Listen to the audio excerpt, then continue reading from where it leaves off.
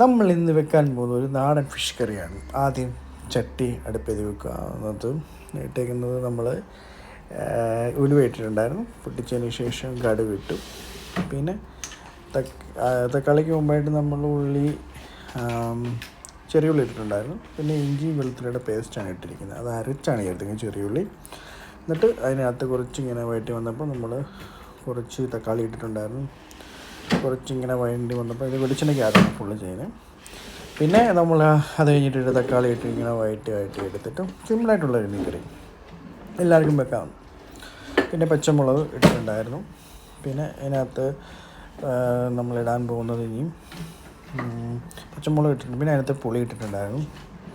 ഇതിനകത്ത് തന്നെ നമ്മൾ ഒന്ന് രണ്ട് അരിഞ്ഞിട്ടുള്ള പച്ചമുളക് ഇട്ടിരുന്നു, അതിടാം. പിന്നെ പുളി ഇതിനകത്ത് തന്നെ ഇട്ട് നമ്മൾ ഇത് ചെയ്യുകയാണ്, വെള്ളമായിട്ടല്ല ഒഴിച്ചിരിക്കുന്നത്.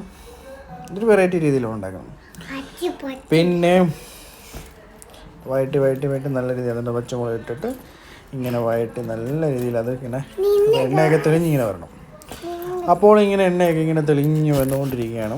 അപ്പോൾ എന്നിട്ട് നമ്മൾ പൊടികൾ ഐറ്റംസായ മുളക് പൊടി 2-2.5 സ്പൂൺ.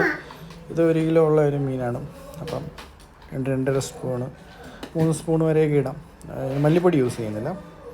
നല്ലപോലെ വഴറ്റിയെടുക്കുക. നല്ല മസാല ഇടാം. മഞ്ഞ ആ ഒരു പച്ചപ്പൊക്കെ മാറാൻ വേണ്ടി, മണമൊക്കെ മാറാൻ വേണ്ടി ഇങ്ങനെ ചെയ്യാം. എന്നിട്ട് ഇതിനകത്ത് ചൂടുവെള്ളമാണ് ഒഴിക്കുന്നത് കേട്ടോ, പച്ചവെള്ളമല്ല ഒഴിക്കുന്നത്. ചൂടുവെള്ളം ഒഴിച്ചിട്ട് ആണ് എടുക്കുന്നത്. തിളച്ചിട്ട് ഇപ്പോൾ ഉപ്പൊക്കെ വേണമെങ്കിൽ അഡ്ജസ്റ്റ് ചെയ്ത് ഇപ്പം വേണമെങ്കിൽ ഇടാം. തിളച്ച് വന്നതിനകത്താണ് നമ്മൾ മീനിടുന്നത്.